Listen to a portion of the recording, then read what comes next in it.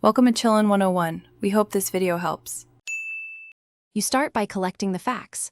Open your app, reproduce the system, component model, win32exception, and capture the stack trace and process ID.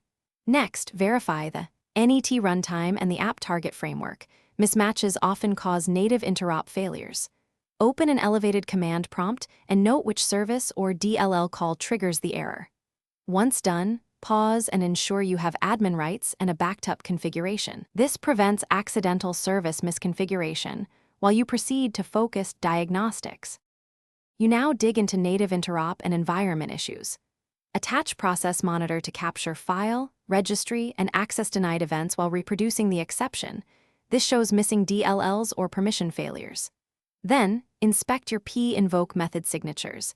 Confirm char set, calling convention, and explicit struct layout because a wrong signature corrupts native calls. Also, verify path and working directory contain the native DLL and ensure the process has read and execute permissions.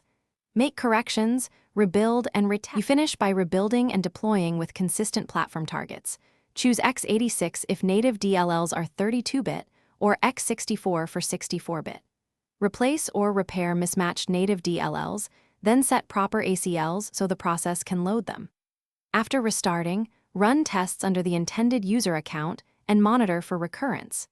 If the exception persists, capture a crash dump and enable first chance exception logging. This gives deep insight. One key troubleshooting tip: if native load errors persist, try dependency walker or dumpin to reveal missing imports.